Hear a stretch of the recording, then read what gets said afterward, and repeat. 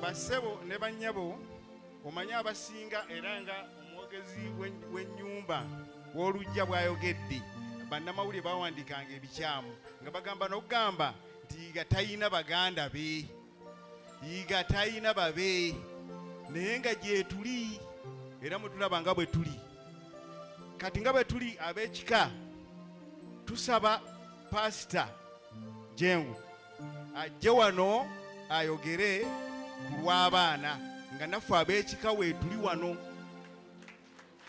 tusaba ajje ayogere ku lw'abaana.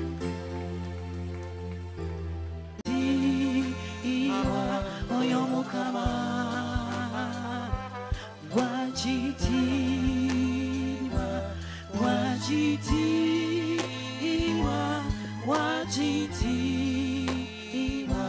oyo Mukama.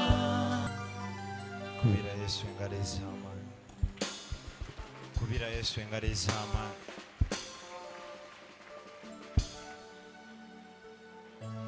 Nkimanyi ffe nga mbulokole era nga abalokole era abasumba bakitange abali wano tukkiriza leero tetuze kungubaga wabula tuli basanyufu nnyo olw'obulamu obw'omusumba waffe abadde musumba eri abantu, abadde taata eri abaana bazaala ab'entumbweze, abadde taata eri abaana ab'omu mwoyo.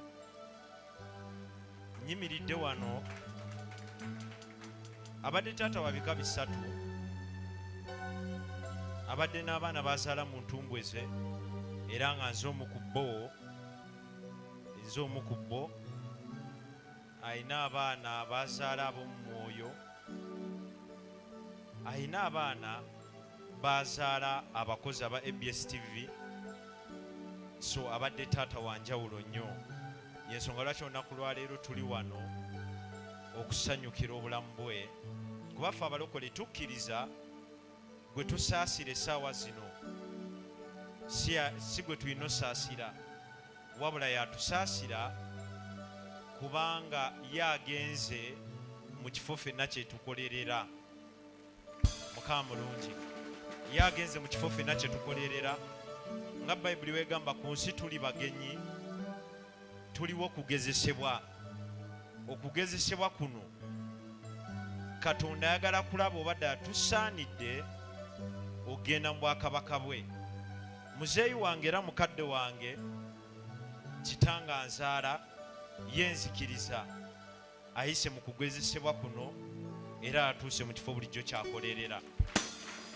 Omulimu gusigadde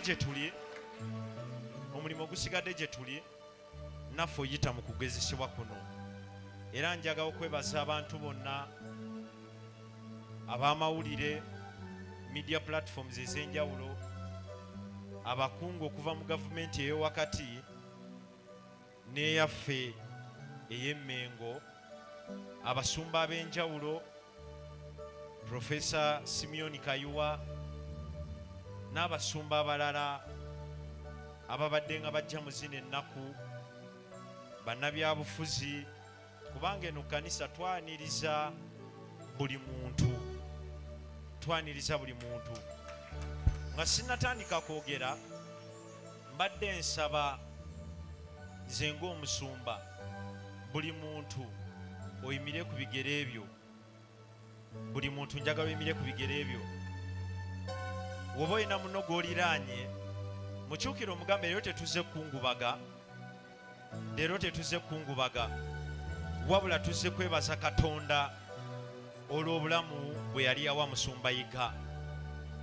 Mugambe tuze kwebaza Katonda kubanga tukkiriza emirimu Pastor Yiga gy'akoze ku nsi naffe tugenda gikola, naffe tugenda musangayo. Pastor Yiga tafudde, mugambe Pastor Yiga tafudde, mugambe Pastor Yiga tafudde, wabula agenze bugenzi. Yonna gy'ali atulaba. Kanve na wano omanye ebiseera ebisinga nyimirira nnyo wano nga mbuulira enjiri era munansonyi oyimirira bwe nti kitange yabadde best friend wange ku nsi, yabadde omuntu era abakozi ba TV bayinza okukubuulira, abantu badde batuliraanye bayinza okukubuulira, era obadde otusanga twogera naye nga tosobola kwawula oba ono taata oba ono mwana. I think ne Maggie we yabeerera wano ng'akyali muyimbi ye muntu kati asobola ekinnyonnyola ennyo, kuba twazanyanga ffenna game, bintu bingi nnyo bye twayogera, n'ekimmanyi okusinziira ekigenda mu maaso yonna gy'ali ekintu kimu kyokka ekiyinza omumukwasa ennaku, kubalaba nga munakuwadde. Essaawa zino ekiyinza omumusanyusa kubalaba nga musanyuse. So manyi wano tuli b'amadiini ga njawulo, naye ffe wano tulina enkola, naddala nga ndi katuuti, tumanyi okukubira Katonda engalo ez'amaanyi, tukuba akalulu ne tuba ng'abagwi b'eddalu.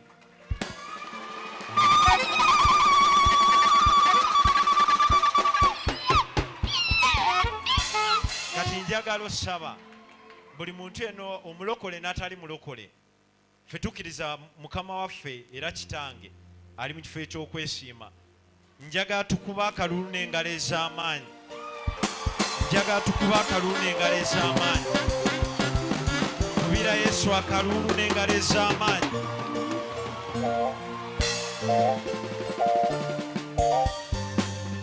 Mukama mulungi. Ku ludda olw'abaana baalese ab'entumbweze, ndi wa mukisa nti agenza ova mu nsi nga sibaddeemu nzekka. Katonda ampadde ekirabo eky'abaganda bange, newankubadde bato, kuba ndowooza nzirako alina emyaka 16, ali mu senior 5, then abasigadde ne bagoberera addako oyo alina emyaka 14 muwala. So nebaza Katonda, Kitange agenza ovaawo nga nina omusaayi ogw'abaganda bange. Nina bakitange okuva ku ludda olwa taata, kwegamba mpulira mu nsi sisigadde bw'omu, ate era nsigazza omulimu omunene ogw'okulabirira bato bange. Mu bato bange kwe kuli ab'entumbwe zange, kwe kuli abakozi ba TV, Mukama mulungi, kwe kuli abakozi ba TV, kwe kuli nammwe abagoberezi abasazeewo okunfuula taata. Ejjo waliwo omuntu omu eyaze n'aŋŋamba, niye olabika oli musanyufu. Bassebo ne bannyabo njagala obbategeeza, nze ndi musanyufu nnyo, era ennaku 5 ze siryerabira mu bulamu bwange, ze ennaku ensi webadde erina olowoleza nti ndi mukaaba, ndi mukungubaga, ze ennaku ze sigenda kwerabira kuba zibadde za ssanyu. Oyinza okumbuuza zitya, tomanyi wekiwulikika kuva mu nsi ng'emirimu gy'obadde okola ensi tegikkiriza oba tegirikugonayizinze. Naye nze ndi musanyufu mu nnaku zino 5 ensi ebadde yagaana okukkiriza Kitange emirimu gy'akola emaze nekkiriza.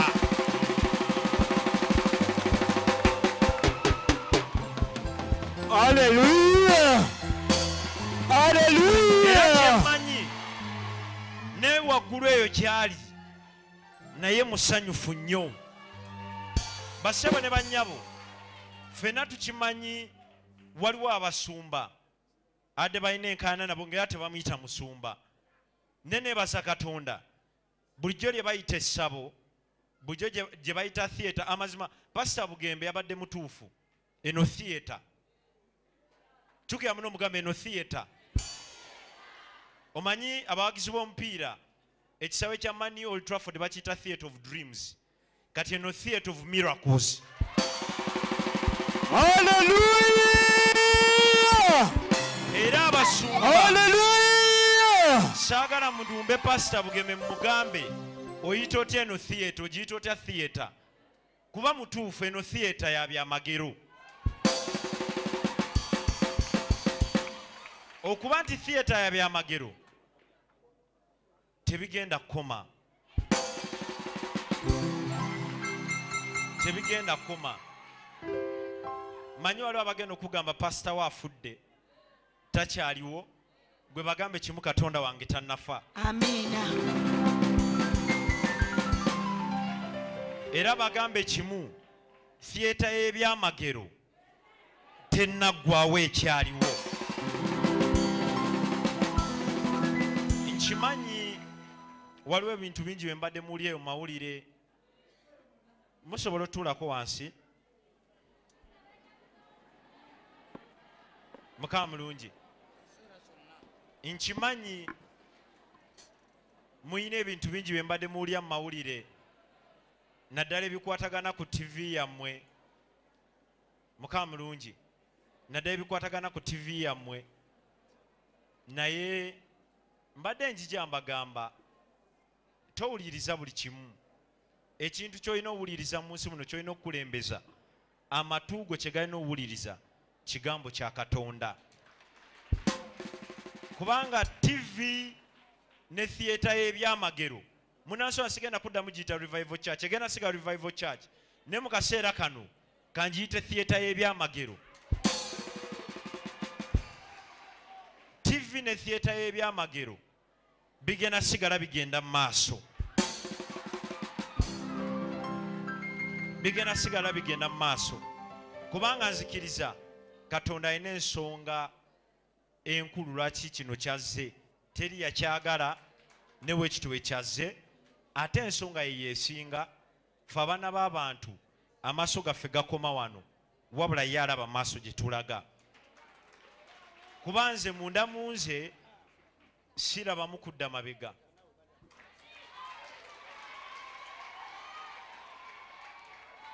Tekiri ku buweereza bwokka wabula munda mu nze mu bulamu bwo sirabamu kudda mabega. Ndaba abantu abagenda mu maaso, ndaba abaweereza bagenda mu maaso. Ensi egenda lowooza totambula naye nga ggwe otambula okola progress mu linnya erya Yesu. So njagala okwebaza famire yonna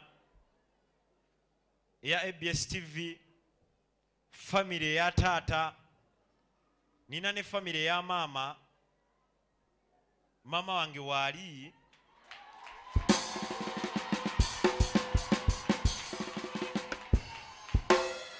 Mukama mulungi.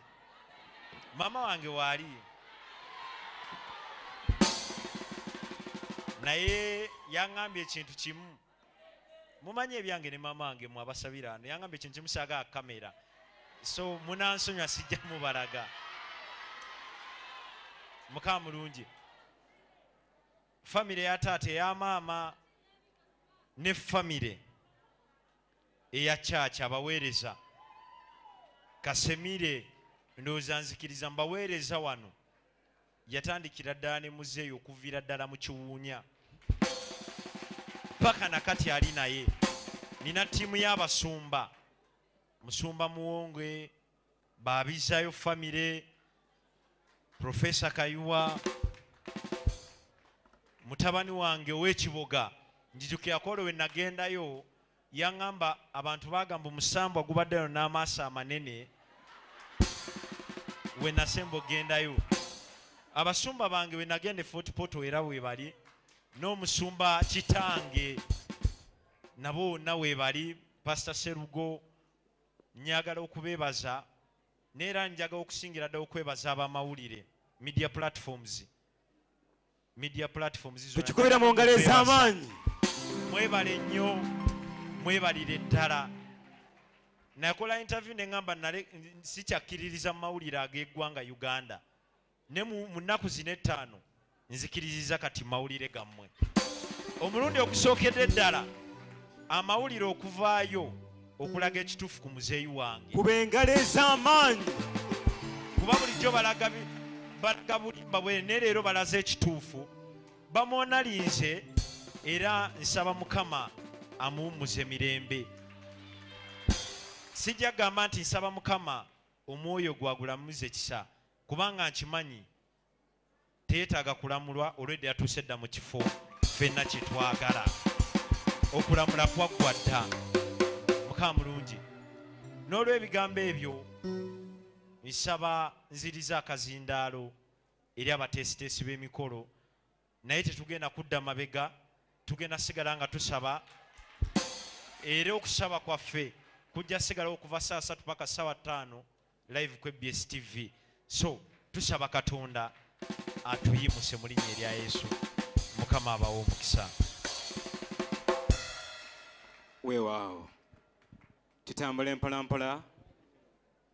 Tutambule mpolampola balika tuti. Tukubire Musumba Jeng engalo ez'amaanyi. Hallelujah.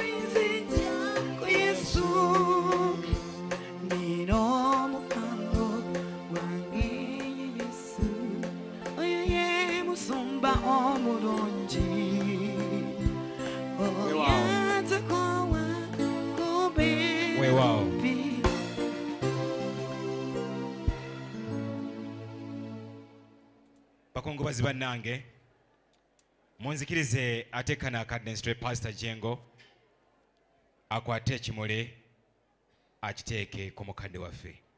Bannaffe aba A+ mwe musinga okutegeera enteekateeka eno.